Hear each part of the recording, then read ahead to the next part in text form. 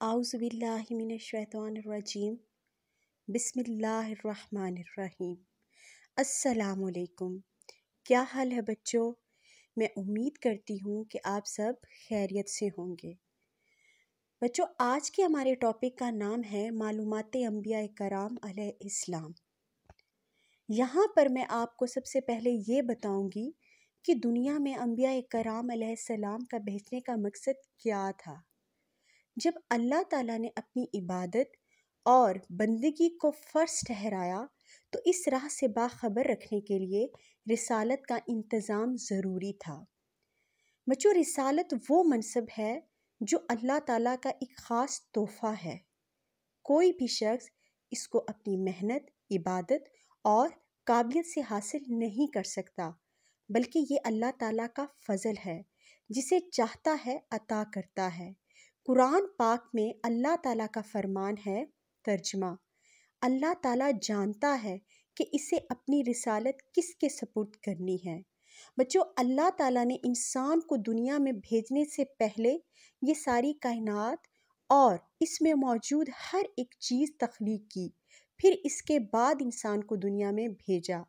بچوں، اللہ تعالیٰ نے انسانوں کی ہدایت کے لیے تقریباً 1,24,000 انبیاء کرام علیہ السلام کو دنیا میں بھیجا۔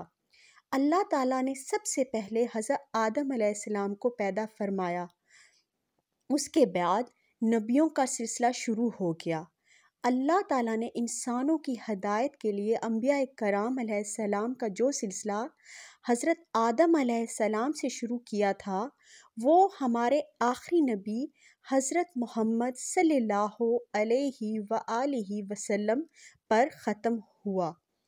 اللہ تعالیٰ نے انسانوں کی ہدایت کے لیے 2 سلسلے جاری رکھے، ایک آسمانی کتابوں کا اور دوسرا تعلیم دینے والے رسولوں کا۔ دونوں کا مقصد انسان کو اللہ تعالیٰ اور اس کے رسولوں کی اطاعت کروانا فرض تھا۔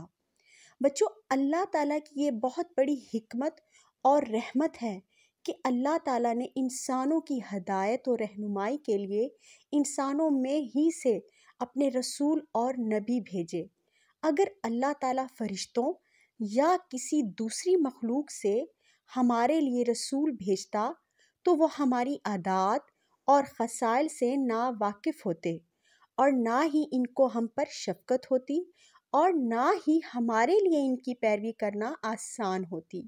بچوں، قرآن مجید میں 26 انبیاء کرام علیہ السلام کا ذکر کیا گیا ہے، باقیوں کا ذکر ہمیں احادیث سے ملتا ہے۔ بچوں، اللہ تعالیٰ نے ان انبیاء کرام علیہ السلام پر آسمانی کتابیں بھی نازل فرمائیں اور ان کو معجزات بھی عطا کیے۔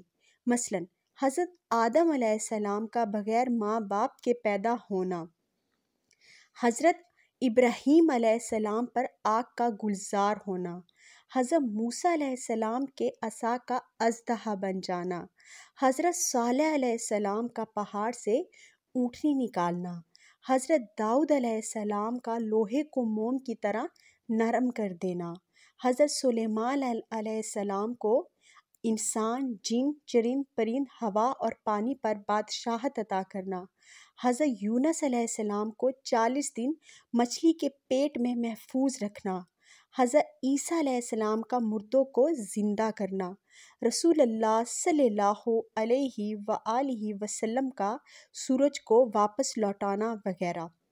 دیکھیں بچوں، ہم کتنے خوش نصیب ہیں کہ ہم انسانوں کی ہدایت کے لیے اللہ تعالیٰ نے خاص طور پر انبیاء کرام علیہ السلام کو بھیجا۔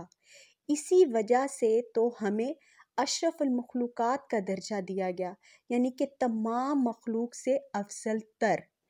بچوں، میں امید کرتی ہوں کہ آپ کو اس ٹاپک کی اچھی طرح سے سمجھ آ گئی ہوگی۔ بچوں، آپ لوگ اپنا بہت سا خیال رکھیں۔ اللہ حافظ۔